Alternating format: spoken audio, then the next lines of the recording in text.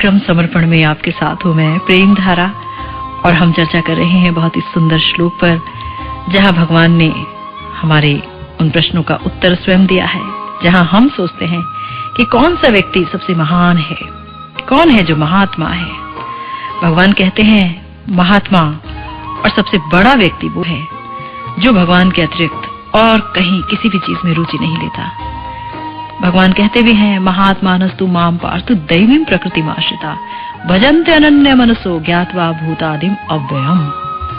जो मुझे भूत आदि यानी सबका आदि और अव्यय मान करके मेरा भजन करता रहता है, और जो आसुरी प्रकृति में आश्रित नहीं है, भौतिक प्रकृति में आश्रित नहीं है, दैवी प्रकृति पर आश्रित रहता है, वही तो महात्मा है। और वही भगवान के अनुसार, भगवान के विचार से सबसे बड़ा व्यक्ति है, क्योंकि उसकी समस्त रुचियां भगवान के चरणारविंदों में हैं। भगवान में उसकी सारी रुचियां आकर के स्थिर हो गई हैं। देखिए, हम जैसे लोग, हम जैसे, मुझ जैसा पतित व्यक्ति, मेरी रुचि तो जाने कहां कहां है, और एक आम व्यक्ति की भी रुचि जाने कहां कहां है। 5 इंद्रियां पांचों जगह खींचती हैं, और मैं और आप सब भी शायद, या बहुत लोग उन 5 जगहों में भगते हुए नजर आते हैं, 5 जगहों के प्रति आकर्षित नजर आते हैं। लेकिन जो भगवान का भक्त है वो अपनी इन 5 इंद्रियों को भी भगवान में आरोपित कर देता है, भगवान को समर्पित कर देता है। इन इंद्रियों के माध्यम से भी भगवान को ही महसूस करता है, आंखों से भी भगवान से संबंधित रहता है, कानों से भी भगवत रस का पान करता है, कथा रस का, जुबान से भी भगवत नाम रस का पान करता है, और इसी जुबान से भगवत प्रसाद का पान करता है, और इस नाक से भगवान को अर्पित तुलसी फूल आदि को सूंघता है, उसका आस्वादन करता है। और अगर इस अलावा उसे कोई चीज दी जाए, कोई कहे चलो भाई चलो, वो एक बहुत अच्छी सिंगर आई हैं, बहुत अच्छा गाना गा रही हैं, चलो उन्हें सुनते हैं, तो भगवान का भक्त परेशान हो जाएगा और कहेगा नहीं नहीं, मुझे कुछ समझ नहीं आएगा, आप लोग जाइए। ये नहीं है कि दूसरे व्यक्ति को बड़ी ही हकारत की, बड़ी ही गिरी हुई दृष्टि से देखेगा कि अरे जाओ जाओ, ये सब तुम्हारा काम है, हम तो ऊंचे उठ गए हैं, ऐसा नहीं है। बड़े ही प्रेम से, अपने को तुच्छ मानते हुए वो अपनी असुविधा, अपनी इनेबिलिटी दिखाएगा कि भाई मैं बिल्कुल किसी काबिल नहीं हूँ, आप क्या कीजिएगा मेरे साथ जाकर। तो भगवान का जो भक्त है वो भगवान अतिरिक्त और कुछ समझ ही नहीं पाता। हाँ, ये कह लीजिए कि जो दुनिया के ज्ञानी लोग हैं, दुनियावी बातों में जो ज्ञानी हैं, वो उस व्यक्ति को अज्ञानी बोलते हैं। बोलते हैं अरे इसे कुछ समझ नहीं आता, अरे ये तो महाभुलक्कड़ है, सारे काम की चीजें भूल जाता है, पता नहीं कहाँ दिमाग रहता है। ऐसा होता है। तो यहाँ भगवान ने कहा है कि ऐसा व्यक्ति महानतम है मेरी नजर में। और सही बात है, जो भी भगवान का अनन्य भाव से भजन करता है, भगवान उसे बड़े ही प्यार से सुलभ हो जाते हैं। भगवान कह रहे हैं कि मुझे उस व्यक्ति से बड़ा कोई नहीं दिखता जो मेरे अतिरिक्त कोई अन्य रुचि नहीं रखता, जो अनवरत मुझे ही अपने समस्त कर्म और सारा जीवन सब कुछ अर्पित करता है। सब कुछ। आज की तारीख में हम जो कुछ भी करते हैं ना, वो हम भगवान के लिए नहीं, अपने लिए करते हैं। खाना बनाते हैं तो अपने लिए मुख्य रूप से बनाते हैं, अपने आप को केंद्र में रख करके खाना बनाते हैं। कमाने जाते हैं, अपने लिए कमाते हैं, अपने सुख लिए कमाते हैं। कहीं आउटिंग के लिए जाते हैं तो अपने एंटरटेनमेंट के लिए, अपने मनोरंजन के लिए जाते हैं। भगवान को तो दुख में याद कर लेते हैं, सुख में भूल जाते हैं। भगवान तो बस मंदिरों में रहने वाली चीज है, या जहाँ भी उनका धार्मिक स्थान है वहां रहने वाली चीज है हमारे लिए। जरूरत पड़ने पर याद किया जाएगा। हाँ?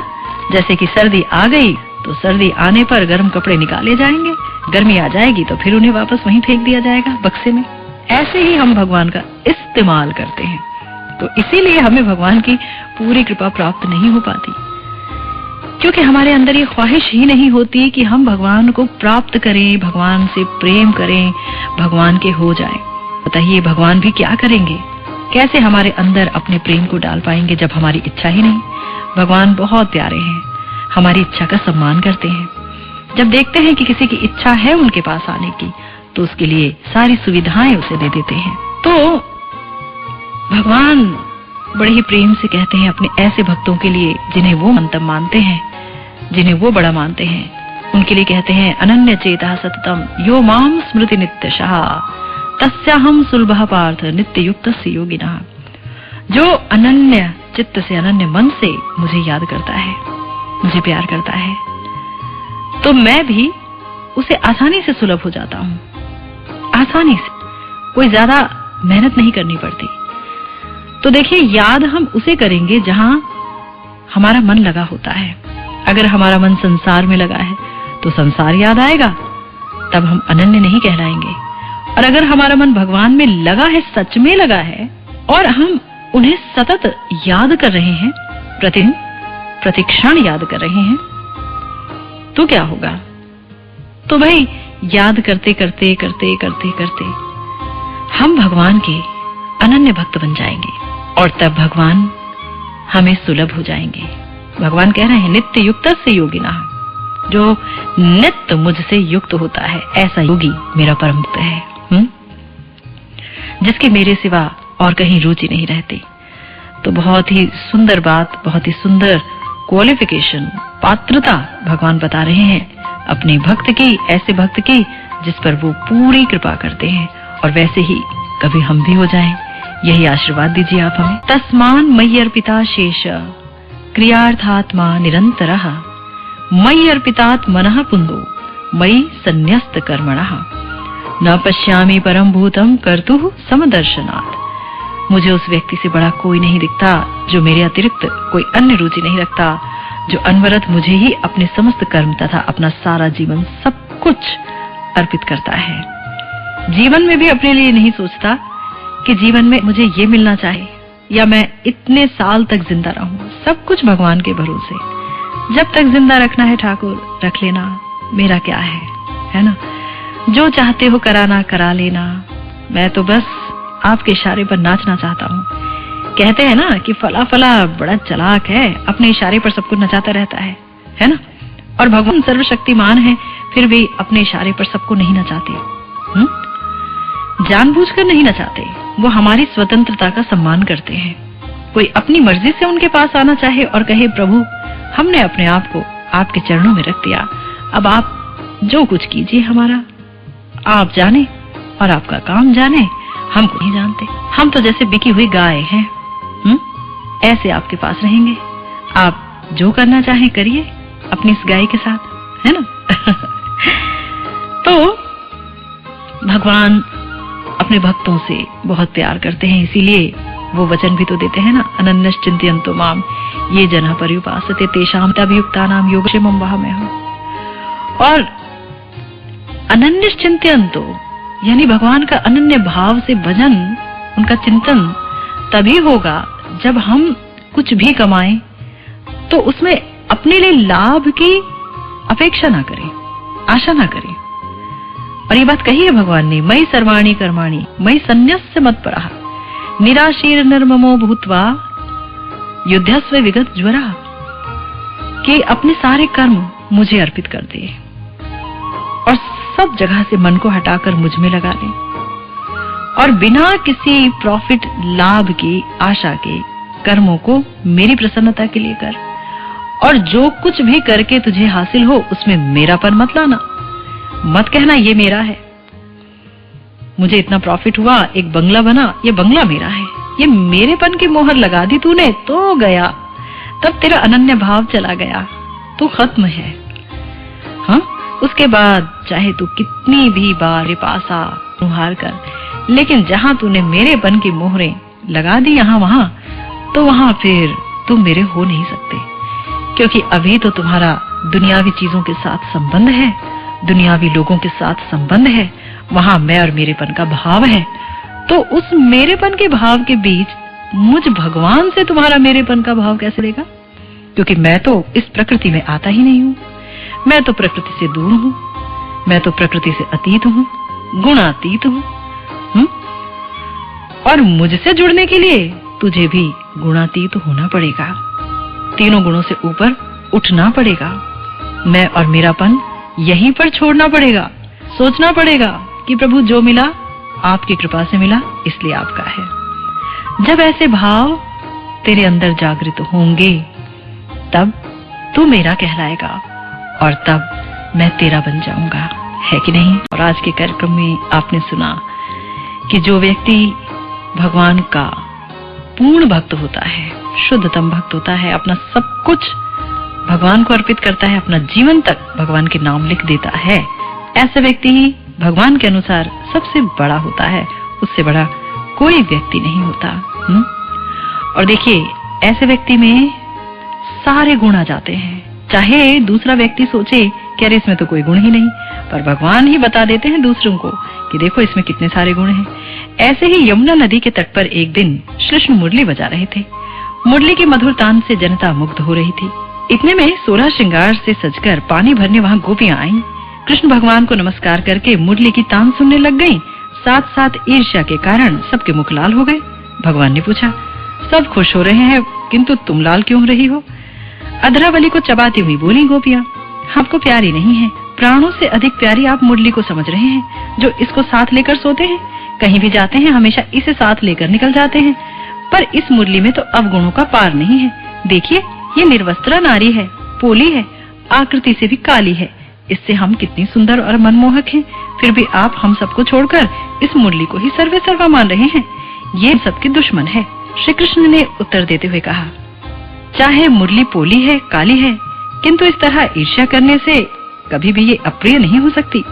किसी के पास यदि एक भी गुण होता है तो संसार में उसकी पूजा होती है। मुरली में तो 3 गुण हैं। गोपियां चौंक कर बोली, नाथ कौन से 3 गुण हैं? श्री कृष्ण ने कहा, संसार में बिना बतलाए नहीं बोलना, ये सबसे बड़ा गुण है। उसको लोग पूज्य दृष्टि से देखते हैं। वाचाल की कहीं भी इज्जत नहीं होती। मुरली का पहला गुण तो यही है कि वो बिना बुलाए नहीं बोलती। मधुर बोलने वाला हर एक को अच्छा लगता है। जहाँ जाता है उसका आदर सत्कार होता है। जग को वश में करने वाला ये महामंत्र है। कटुवाणी किसी को भी प्रिय नहीं लगी। मुरली में दूसरा गुण ये है कि जब भी वो बोलेगी तो मधुर बोलेगी। जिसके हृदय में गांठ होती है, दांव पेच होते हैं, वो कभी भी उच्च पद को प्राप्त नहीं कर सकता। सरलता के गुण से जो अलंकृत है उसे सर्वत्र महत्व मिलता है। मुरली में तीसरा गुण सरलता का है। ये बिल्कुल सरल है, इसके दिल में एक भी गांठ नहीं। मुरली के 3 गुणों की बात सुनकर गोपियां निरुत्तर हो, नशा उतर गया। श्री कृष्ण भगवान के चरणों में झुककर बोली, नाथ आपने हमें सच्चा ज्ञान दिया। हम मुरली के गुणों से पूर्णतः अनभिज्ञ थी। वस्तुतः इन गुणों से हर एक की पूजा होती है। सही बात है, इंसान को गुणग्राही बनना चाहिए। दूसरों के गुणों को देखकर जलना मनुष्य की दुर्बलता है। गुण चाहे छोटों में हो या बड़ों में हो, सबको स्वीकार करना चाहिए। बनना सबको है सुखद, मुरली के अनुसार गुणवानों का हर जगह होता है सत्कार। या और अब बारी है आपके प्रश्नों की। बिन्नी कुमारी लिखती हैं कि समस्त जीवात्माएं 3 गुणों से प्रभावित होती हैं। तो जीवात्मा जो भी कर्म करती है 3 गुणों के अधीन होकर करती है। तो ऐसे में जीवात्मा को अपने कर्मों का फल क्यों भोगना पड़ता है, जिनके लिए वो वास्तव में जिम्मेदार नहीं होती? देखिए बिन्नी, प्रश्न आपका बहुत अच्छा है। प्रकृति में 3 गुण हैं, सतोगुण, रजोगुण और तमोगुण। और जीवात्मा इन 3 गुणों से जब प्रभावित होती है तो उसे कर्म करना होता है। आप कह रही हैं कि ये उनकी जिम्मेवारी नहीं है, ये उनका उत्तरदायित्व नहीं है। ये तो भगवान ने 3 गुण बनाए ही क्यों जिसमें वो फंसे? यही कह रही है ना आप? देखिए, भगवान ने तो बहुत कुछ बनाया है, तो जीवात्मा अपनी मर्जी से उस जगह जाता है। दुनिया में भी अपनी मर्जी से आता है और दुनिया में रमता भी अपनी मर्जी से है, और अपनी ही मर्जी से तमोगुण या फिर रजोगुण का वो अवलंबन लेता है।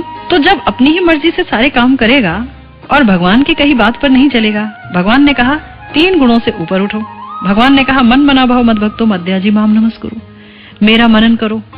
हाँ, तो 3 गुणों से तुम छूट जाओगे। आ जाओ ना मेरी तरफ। तुम अपनी मर्जी से इस दुनिया में आ गए, गलती कर दी, कोई बात नहीं, चलो गलती का खामियाजा भुगतना पड़े, इससे बेहतर ये कि तुम मेरे पास आ जाओ ना, मेरी शरण ले लो, मैं तुम्हें सारे पापों से मुक्त कर दूंगा। भगवान कहते हैं कि अहम त्वाम सर्व पापेभ्यो मोक्षयिष्यामि मा शुचः। सब बोलते हैं भगवान, लेकिन फिर भी जीवात्मा उनकी तरफ नहीं मुड़ता। इसीलिए उस पर कर्मों का दोष चढ़ता है। वो कर्म अपने सुख के लिए करता है और इसीलिए उसमें फंसता चला जाता है। याद रखिए बिन्नी जी। आप सुन रहे हैं कृष्ण प्रेम धारा ट्रस्ट द्वारा प्रायोजित कार्यक्रम समर्पण। आप हमसे संपर्क कर सकते हैं इन फोन नंबर्स पर 9711441214 यानी 9711441214, 9818231939 यानी 9818231939, 9213414657 यानी 9213414657 और 9810397596 यानी 9810397596। अधिक जानकारी के लिए कृपया हमारी वेबसाइट देखिए www.premdhara.co.in। कार्यक्रम समर्पण में अगला प्रश्न है उनका वाराणसी से। ये पूछ रही हैं, क्या एक श्रद्धावान व्यक्ति को नाम जप किसी शुद्ध भक्त से ही लेना चाहिए या फिर वो किसी भी धार्मिक स्थल से माला लेकर अपने आप ही नाम का जाप शुरू कर सकता है? देखिए उमा जी, भगवान के नामों में बहुत शक्ति है, बहुत शक्ति है। और ऐसा नहीं है कि अगर कोई व्यक्ति बिना किसी शुद्ध भक्त से नाम लिए खुद भगवान का नाम का जाप शुरू करेगा तो उस पर कोई असर नहीं पड़ेगा। कैसे हो सकता है ये? जब भगवान का नाम और भगवान स्वयं एक हैं, तो ये कैसे हो सकता है कि कोई दूसरा व्यक्ति आपको दे? तब तो वो ठीक बनेगा, शब्द ब्रह्म हो जाएगा, और अगर आपने खुद उठा लिया तो कोरे शब्द हो जाएंगे। ऐसा पॉसिबल नहीं है। मैं आपको यही कहूंगी कि आप इंतजार मत करिए कि कोई शुद्ध भक्त आपके जीवन में आए तो वो आपको नाम दे तो फिर आप नाम करें भगवान का। तुरंत अभी बैठ जाइए, भगवान का नाम करने लगिए, भगवान का नाम लेने लगिए।